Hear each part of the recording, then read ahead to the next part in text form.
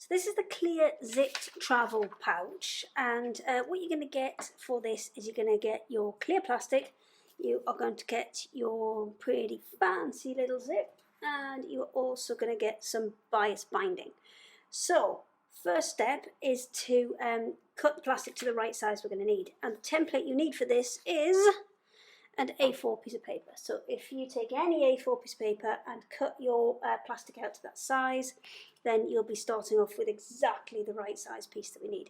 Now you can see on this one that I've just kind of marked the edges of the paper. That's because when I've cut my one out to show you in a second, I've done it with a permanent marker, and that's probably the best thing to use on this because you're going to get very few things that are going to stay on that plastic. So use a permanent marker, whip around there, and then what you will end up with is a piece exactly the size of an A4 sheet. So from here we are going to now start to add the zip. I'm actually going to put that piece of paper back under there just so we can see a bit more clearly. The way this pouch works is the kind of top and bottom are folded up, and then the zip's going to go in that gap, and then we're going to use the binding to close both of those sides. However, because this is quite a sticky and slippy fabric, we can't use pins with it, so we are going to have to use other methods.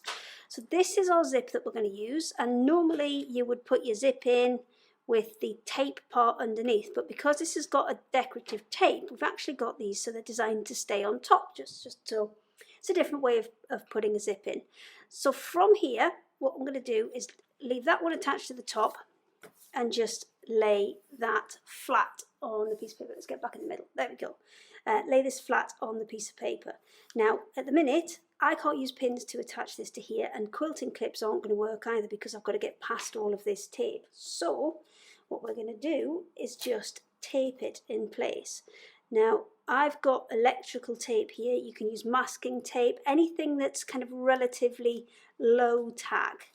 Now, I'm just sticking it to the kind of bottom half of that side of the zip because I don't want to have the tape where I'm trying to sew. The next step I'm going to do is flip it over, pop that up a little bit, and then just line up my plastic so it is level with the edge of the zip. And then I'm going to stick that all in place. So I can put as much or as little tape on there as I think I need. And then what I'm going to go to do is take it to the machine and stitch all the way along that top edge. Now, because these are decorative zips and they're going to be left on the front, I would actually recommend you put 2 lines of stitching on this. So one up at the top edge of the zip where it's going to be attached to the plastic fabric, and then one towards the bottom to stop this just flapping about too much. So I'll go and stitch these on and then I'll come right back to you.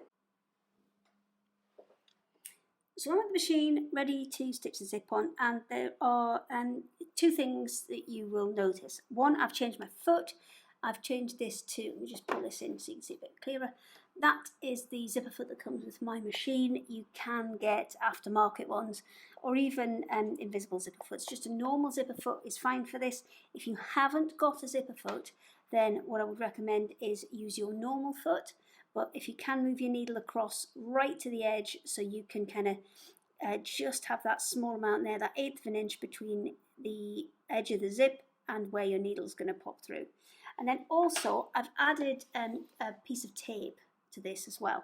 So a piece of masking tape, and that is because the plastic can be quite grippy on your feet. So this one's actually not too bad, but you can get some where as soon as you put your foot on it, it just sticks like glue. So if that is the case on yours, then if you just put a little bit of masking tape on there, that will help the foot glide over the plastic. So we are all set up and away we go. So let's just do a couple of backward stitches. And so you just want to take your time with this. Obviously the plastic is a bit of a different material for some of us for sewing through. So just take your time and try and keep your stitches to the top edge of that little flower design that's within there, because then you're not going to have your stitches running through that little nice pretty flower design that's on the zip itself. Now when I'm coming up to this other end where I've got the zip, if I want to take it out of the way, then I can just pop that needle down, lift this up, and then just slide the zip gently past that needle. There we go. It just was getting stuck on the foot there. So you can slide that out of the way, pop your foot back down, and then complete that other half. And then you're not going to get caught up on the slider for the zip when you get up to the other end.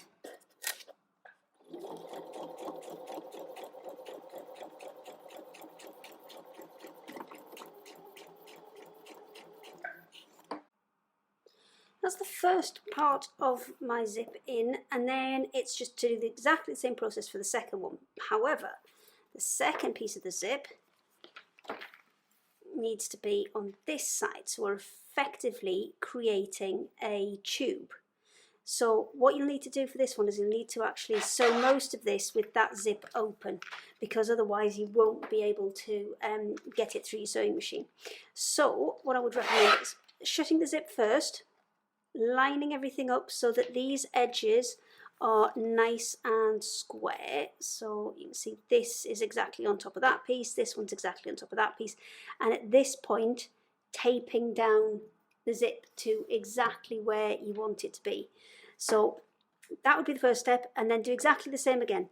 2 rows of stitching just to really secure that zip nicely in place. So I will head over and get that done, and I'll see you in a second. Last piece of the little pouch, and you've got a little decision to make at this point. So once you've got your zip in, you need to work out whether you want it to be up the top like that, so you've got kind of maximum space if you're going to carry it upright like that, or you can kind of roll it round and pop it into the middle so it's a bit more like a pencil case. So it's up to you. I'm going to put mine in the middle so it's a little bit more pencil case like, and once I'm happy with my position, I'm just going to press out these corners. Now, this is going to help you when you're sewing it later on, because it will keep it nice and flat. So I'll do the other side as well. And as you can see, I've taken the ends off the zips because we don't need those bits, so trim those away, and I've been to the ironing board and pressed our coordinating piece of bias binding and just pressed that in half. So from here I'm going to take a piece that's about 1 centimetre bigger on either end, and then we're going to add it to the either side. So I'm going to pop it in place there, and then I'm going to tuck in and then fold over. So what I want to do actually is I want to do this from the back so that my folded bit shows on the back. So I'm going to just pop it in position, fold that over, and then fold it back over that way. So we're creating kind of a nice enclosed corner, and you can't see any raw edges there. So I'm going to pop all that in place. I'm going to use quilting clips for this because obviously you don't want to be pinning into the plastic. So we're going to use quilting clips to hold those in place, and then once we've got everything ready, it's just a case of top stitching down either side to finish off your pouch.